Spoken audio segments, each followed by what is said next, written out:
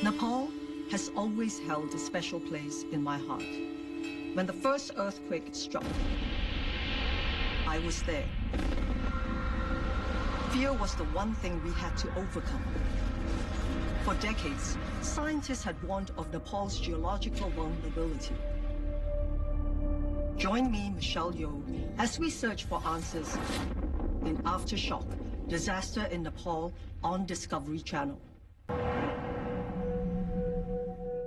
Nepal has always held a special place in my heart. The beauty of the country is amazing, with a people who are generous and warm. Life changed for the people of Nepal on the 25th of April 2015, when a tremor of 7.8 magnitude struck. It was 20 seconds of pure terror, and I was there in Kathmandu. The devastation that claimed the lives of thousands was caused by a shift beneath the Earth's surface that unleashed a force of equal to 20 thermonuclear weapons. For decades, scientists had warned of Nepal's geological vulnerability. Now, we search for answers in Aftershock, Disaster in Nepal.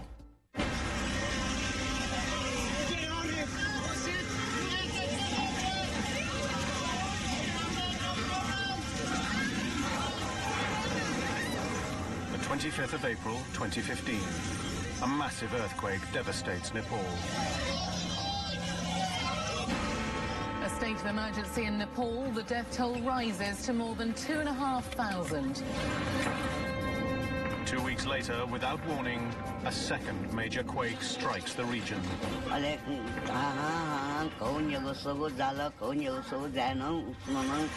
You could actually hear the foundations of the building just kind of rumbling. Lasting just 20 seconds, the first earthquake claims more than 8,000 lives, with twice as many injured and countless missing. I couldn't breathe properly, so I thought I would definitely die.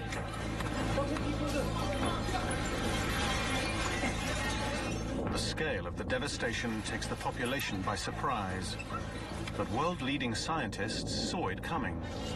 Nepal is highly prone to earthquakes.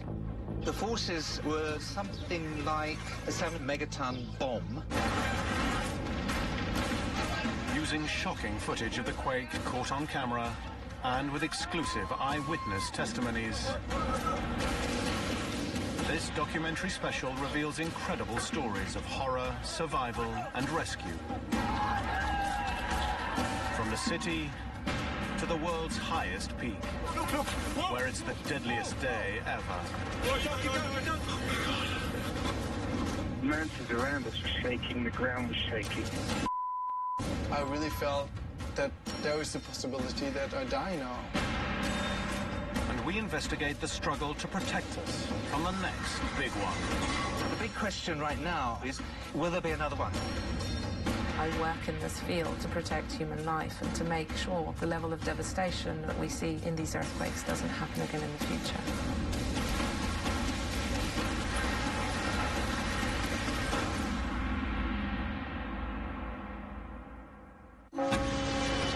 Kathmandu, Nepal. Saturday, the 25th of April, 2015.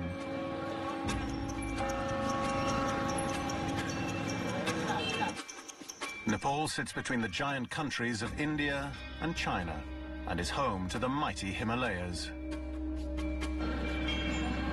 Down in the capital, the weekend is underway.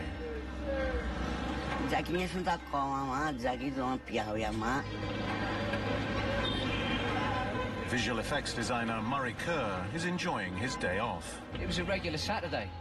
You know, it was a very normal, relaxing, peaceful, calm Saturday. A few streets away, student Arati Katuwal is on her way to a temple.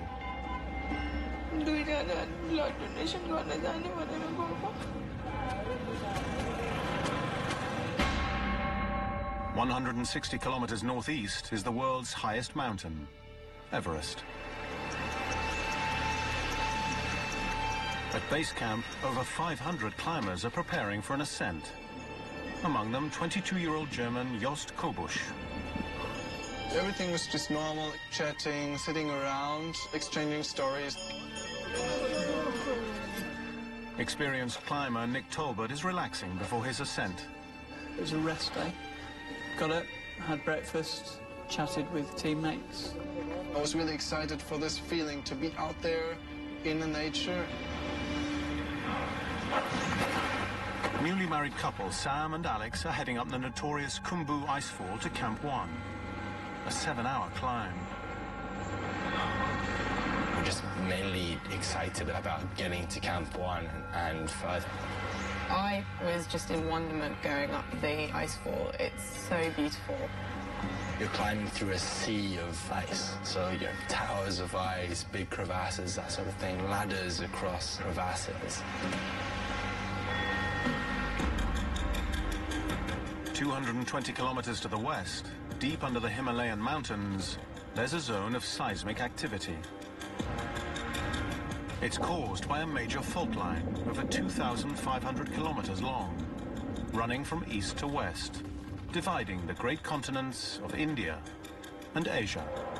Here, the Earth's crust, made up of tectonic plates, is in a constant state of motion. For over 50 million years, the colliding continents have created these towering peaks. The buildup of pressure also causes massive earthquakes across the region. The last large quake hit Nepal in 1934, and experts believe the next one is due. Every 70 years to 100 years, there is one large earthquake. Nepal is highly prone to earthquakes, big earthquakes. We knew that this magnitude 8 order earthquake was coming, and we knew that something around this magnitude would hurt a lot of people. We're building up stresses on that fault plane, and eventually what happens in an instant is that gets released. Now, after 8 decades of constant compression, these expert predictions are about to come true.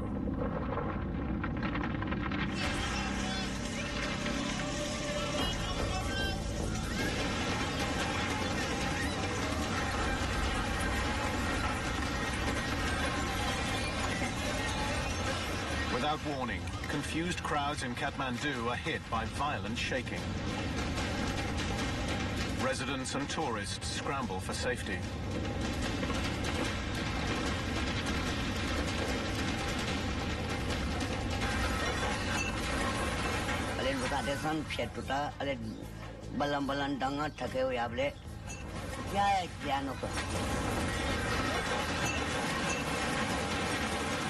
The first thing you hear is the sound of the glass, like the glass shaking, yeah?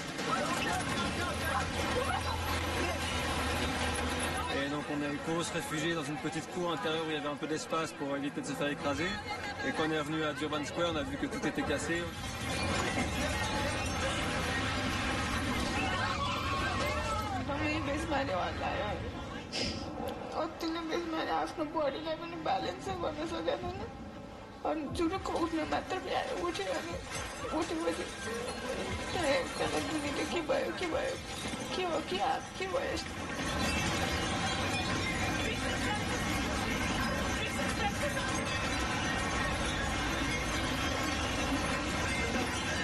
It took everyone by surprise and people flooded out of the shops. The street was filled, people were grabbing each other. The quake has an estimated magnitude of 7.8, equal to the 1906 one that devastated San Francisco.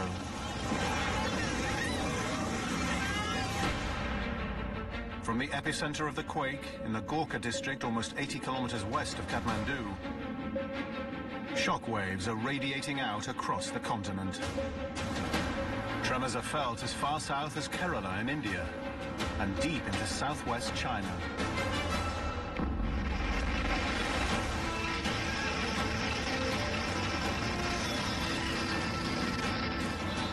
Throughout the mountains, the quake triggers countless landslides.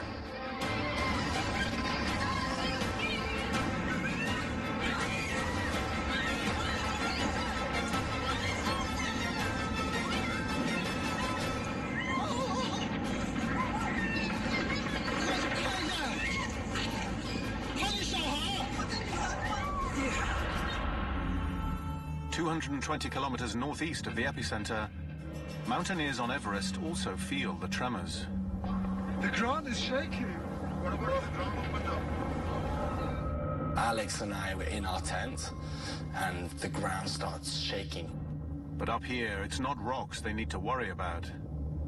It's what comes next.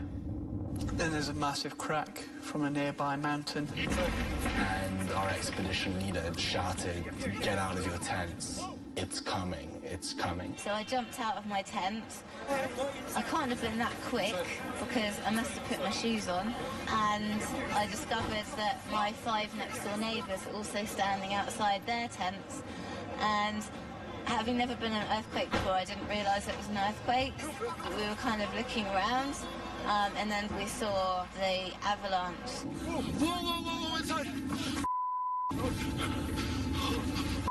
I was like scared, and I turned around and there was this gigantic tsunami made of ice coming towards us.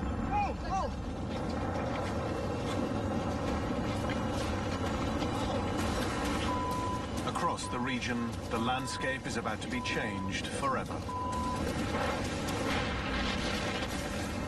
It was a bit like when you're on the highway and you put your head out of the window. There was no air to catch. All they have for shelter are tents tied down by ice pegs.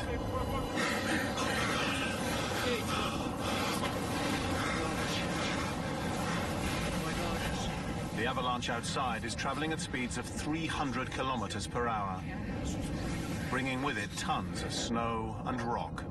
It was at least 100 meters high, and it was coming fast. It was one of those rare moments in life where you think, okay, this is going to hit us, and I'm not sure I'm going to get out of this alive.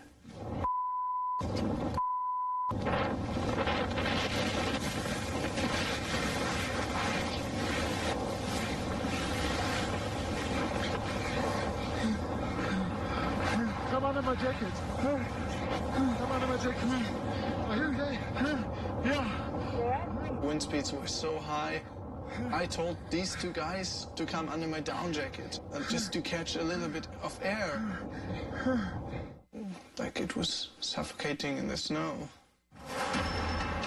160 kilometers away in Kathmandu, the quake is destroying the city. Arati Katawal is caught in a doorway.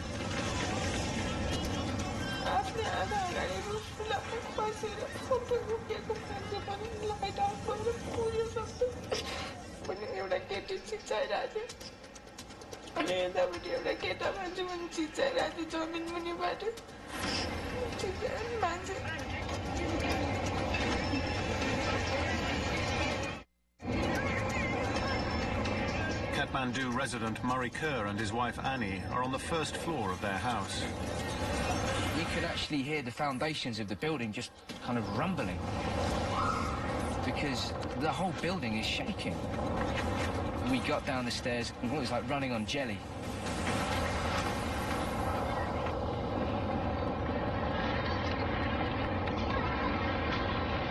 After the earthquake, very, very quickly, our whole neighborhood congregated in a piece of open space. There was completely blank stares. My wife was crying. The historic capital of Nepal is left looking like a war zone. Over 1,000 people lose their lives, and thousands more are injured.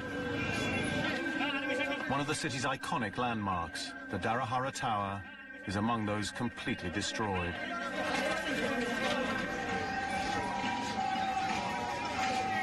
In Durbar Square, Arati and her friend are trapped under this collapsed temple.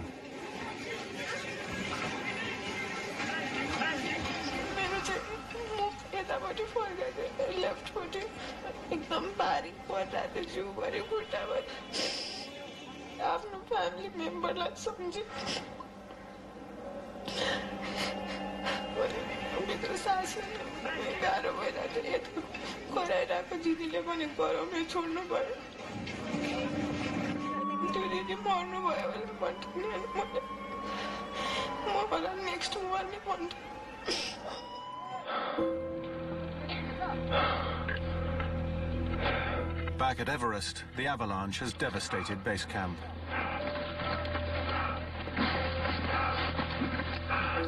It's not yet clear who has survived. Stay together. Stay together. And we try to find the kitchen here. Oh no, there's no kitchen here now. When we got up, it was a different world. Everything changed. I saw the kitchen tent, which was completely crashed. Everything was covered with ice, and it was just a complete mess. We found generators that were 200 meters out from camp, and the really scary thing is that all of those items would have gone over the top of our heads. The sea of ice and rock threw Nick Talbot to the ground. In my right lung, I could hardly breathe from it, and every movement that I made, and bear in mind I'm bruised and battered across my whole body as well, every movement that I made just felt like agony. Nick is fortunate.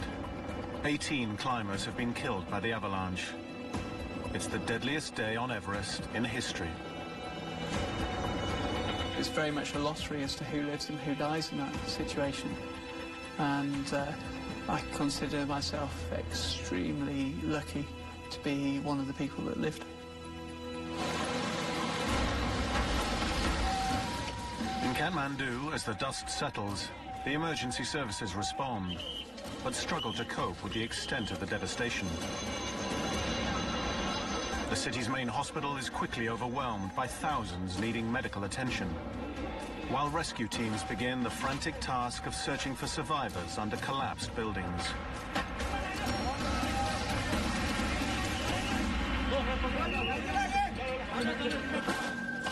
Arati spends 5 hours trapped under rubble, when finally she hears a voice.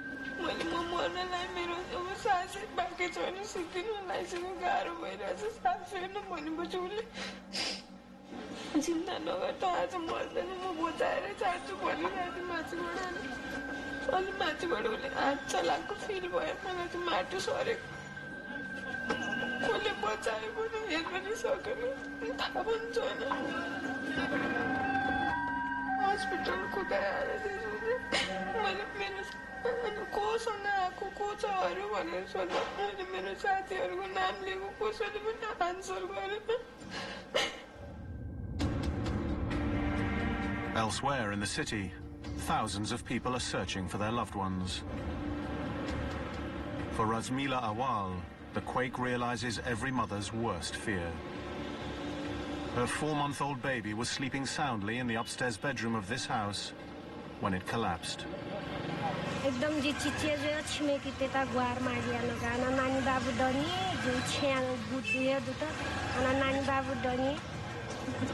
Neighbors and rescuers search frantically through the rubble. And after 22 hours, baby Sonit is pulled out unharmed.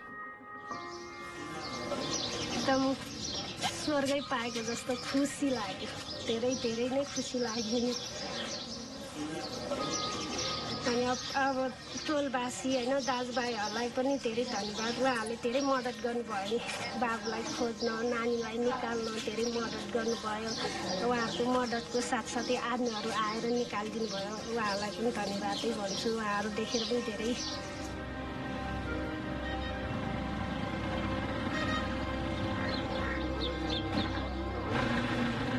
Sonit's survival seems a miracle. Many others were not so lucky. 1,200 people are killed, most by falling buildings. We see 80% of the casualty is basically from building collapse. Surya Shrestha is a structural engineer at Nepal's National Society for Earthquake Technology.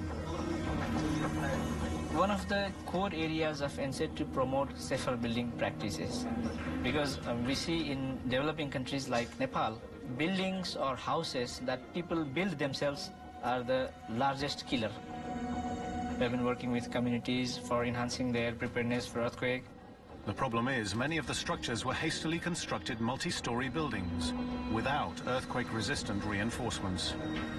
Many of the buildings in the region in Nepal, but around the world as well, are not designed to take the seismic loads. They're designed to take their own weight, so their own mass, which is a vertical force, whereas actually the earthquake imparts both the shaking, but it's a large horizontal force on the structure. So that's the reason why you have collapse.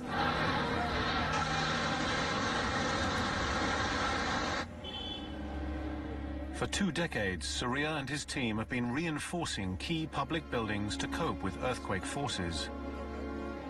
This retrofitted school was among many of their projects that survived the powerful tremors. Surya and his team are not alone. Globally, engineers are battling to design earthquake-proof buildings. It's a crucial task that could save thousands of lives in seismic hotspots. In March 2011, a magnitude 9 quake struck Japan. Within a few minutes, nearly 400,000 buildings were destroyed and over 15,000 people killed.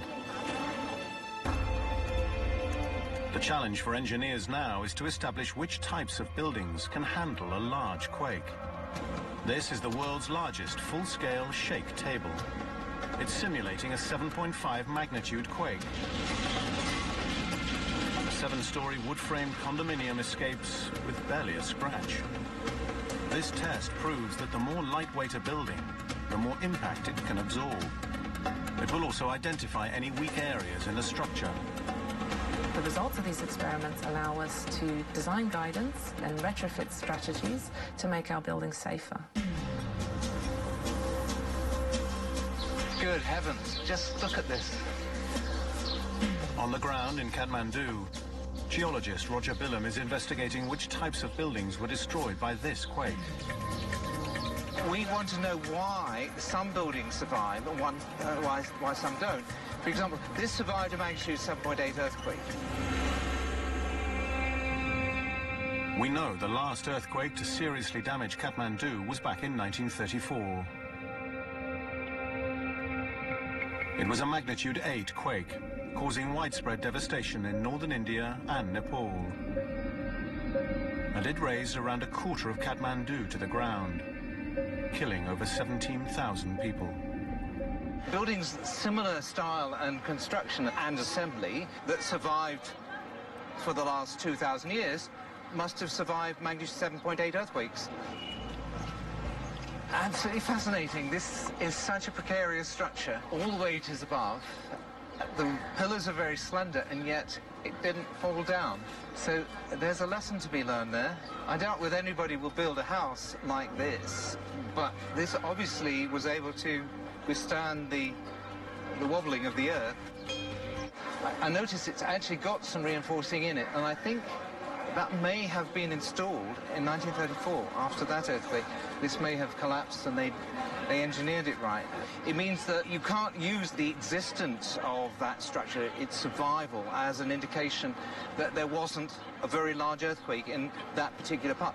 This earthquake is a key to understanding former earthquakes in the Himalaya. Knowledge-wise, knowledge exists. We know how to make a rural house earthquake resistant, but the problem is that that knowledge is not reaching to the people. This tragedy makes Surya's work ever more important, and as days go on, the true scale of the crisis becomes clearer. Across Nepal's vast mountainous areas, thousands of people are still without food and medical assistance, and now only reachable by air. As a pilot, see, when we fly in helicopter in the hills, there are no aids which are available, and you have to fly purely visual. And a lot of turbulence, the clouding builds up, you have to be very careful. This is a challenge. But it's not just tough terrain they have to deal with. They also have the grim task of recovering the dead.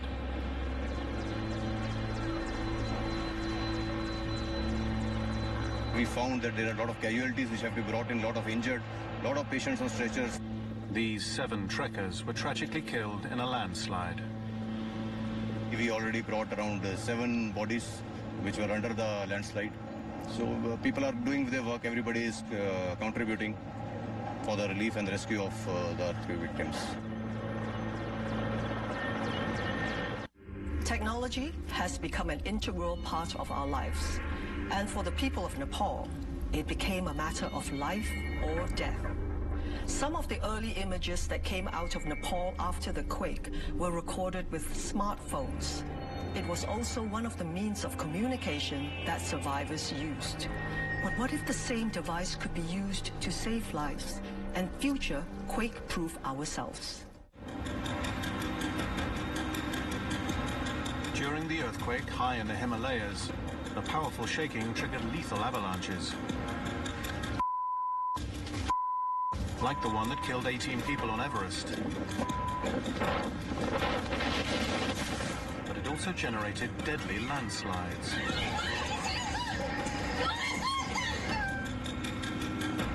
North of Kathmandu Valley is Langtang. This trekking destination is at an altitude of 4,000 meters and surrounded by peaks. The earthquake triggered landslides that flattened the village, claiming over 100 lives. I think in this case, the most damaging landslide we've heard of so far has been in the Langtang Valley. Geophysicist Dr. Colin Stark has been studying the effects of earthquakes for 3 decades. Not only was there strong shaking in the valley itself, which probably damaged houses, but there were several, one in particular very large, that wiped out whole villages. He hopes this research could better protect us in the future. Landslides, whatever the cause, are a deadly threat on mountains and hillsides all over the planet.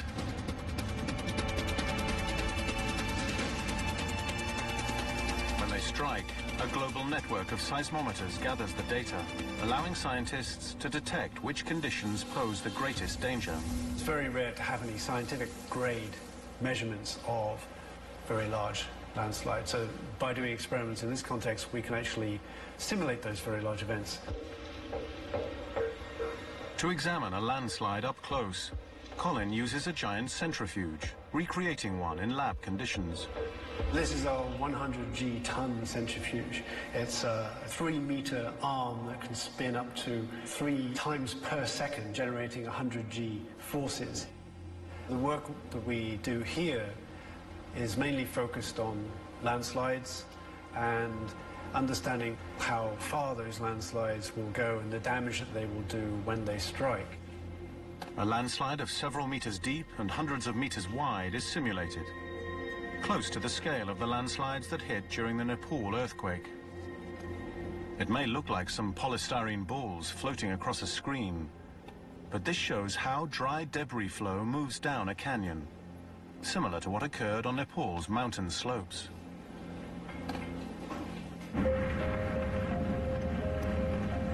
By understanding what causes the surface to fail and investigating how the rocks fall, scientists are better able to predict which towns and villages are most vulnerable, which in turn could save lives anywhere on the planet. When an earthquake like this hits and you see the impact on real people and the effects of processes that we study, it reminds us that what we're doing actually has a tangible benefit.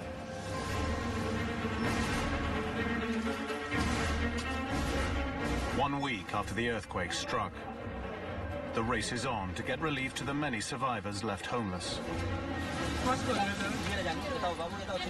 Fear of aftershocks, hunger and thirst are all taking their toll. Emergency workers and military assistants are still clearing debris. While the cleanup effort continues, geologist Roger Billam is investigating the possibility of future threats. And to do that, he studies the surface for evidence of the destructive events beneath. This is pretty spectacular. Now, throughout the city, we have cracked buildings and walls falling down absolutely everywhere. But here, we have the ground itself cracked. This crack actually goes down about 4 meters. Sometimes cracks like this open and cows and things fall in and get squashed and you sort of disappear. These cracks might reveal the true force of the earthquake. This is a very spectacular manifestation of a process called lateral spreading, and it's caused by the ground moving backwards and forwards with water in it, kind of sloppy jelly type ground. What you can see here is the bricks have really picked out what's going on. The contours are caused by the enormous strains in the ground, and this is pretty heavy, okay? Heavy. Now imagine the weight of the entire city of Kathmandu. Now imagine the weight of the rocks beneath Kathmandu going down 10 kilometers. All of that, including this brick, and anybody standing on the ground here, was raised about 1.5 meters in 30 seconds. It was something like that. And at the same time, the city lurched to the south. And that's what brought down the buildings. And in fact, it's remarkable, it didn't bring more buildings down. The local house owner came into this yard thinking, well, this is a nice, safe place to be. And during the earthquake, this was more or less intact.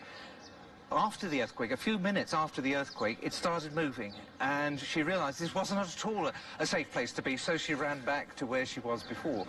So it's quite an interesting process. It doesn't happen instantly. It happens over a period of time, maybe 2 or 3 minutes, and it's probably quite fortunate. If this crack, for example, had occurred 1 mile to the west of us, it would have gone right through the airport runway, and no planes would have been able to land for several days. You cannot fix an airport runway with a 1 meter step across it.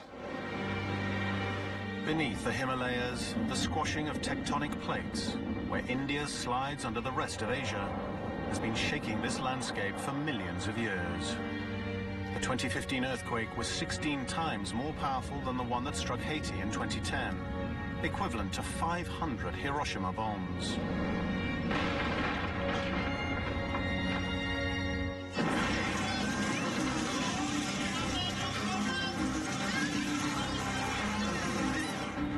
But Roger believes that, with so much more energy stored under the Himalayas, the Nepal quake could have been much bigger.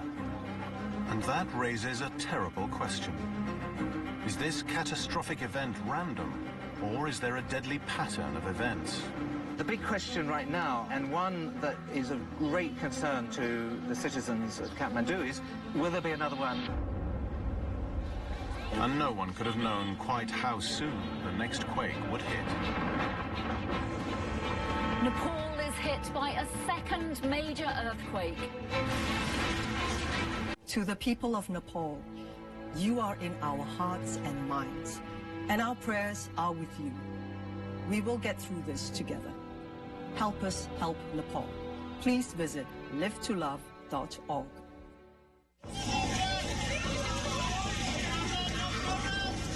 The Nepal earthquake on the 25th of April 2015 shocked the world. But in the following days, scientists feared that Nepal's struggles weren't yet over. Professor Tim Wright is unraveling how the quake changed the landscape forever, hoping for clues to what might happen next. I use satellites to measure how the ground deforms, to understand what happened in earthquakes. All along the Himalaya fault line, there are other sections of built-up tension which hadn't been released for decades. Any of these spring-loaded fault lines could trigger another earthquake. The fault that slipped was about 10-15 kilometers below the surface, and this entire area, starting at the epicenter in the west and going 150 kilometers to the east, slipped, and it went right underneath Kathmandu. Tim uses a technology called satellite radar interferometry to see how the earthquake has changed Nepal's terrain. The European satellite Sentinel-1A captured a snapshot of Nepal in the days leading up to the quake. And again, just a few days later. Tim used his system to analyze the data and create this contoured representation of the movement that occurred on the fault during the quake on the 25th of April. This is an area that's 250 kilometers wide, covering most of Nepal. The epicenter of the earthquake is here marked by that red dot. And what we see in these colourful interference patterns is a real map of how the ground has moved during the earthquake. The findings are surprising and worrying. Of particular immediate concern, perhaps, is this region south of the main slipping area between Kathmandu and the frontal thrust, which doesn't appear to have moved in this earthquake. This earthquake, though deadly to those who lived above it, might only be a precursor to something much bigger.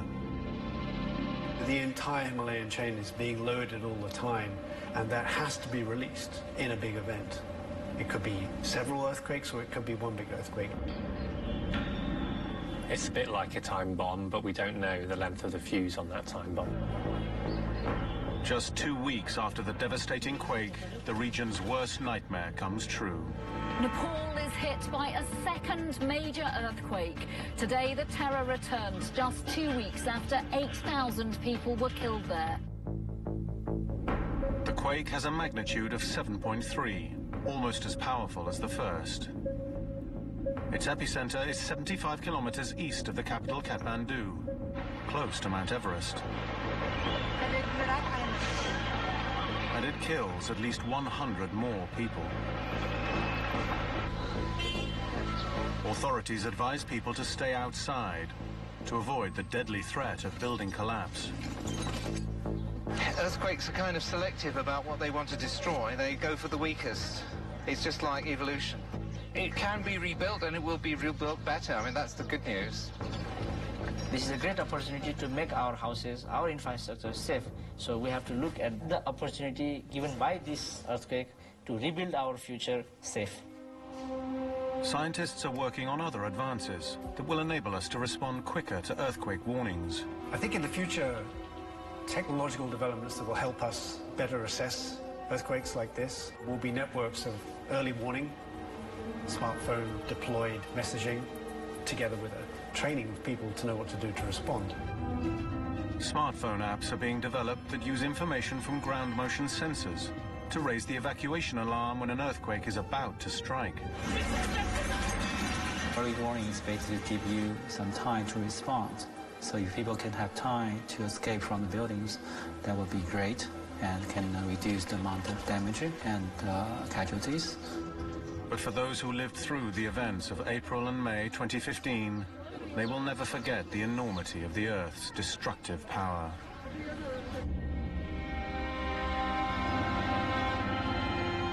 For some, Nepal is the place where their dreams of ascending the world's highest mountain are realized. But Everest climbers too are still reeling from the shock. I got a second chance. I got a second life, and somehow my view on things changed. I have just been on the mountain 2 years in a row where there have been fatal avalanches. I'm not sure if I could put my family through it again. So there's a strong chance I'd die. Because I couldn't see a way out of it. But, you know, there's a lot of luck involved in terms of whether you live or die in that situation. The resilient Nepalese people are coming to terms with what has happened to their loved ones and their homes. It's a very sad time, and the extent of damage is widespread. Arati, who tragically lost her friend in the quake, is starting to plan for the future.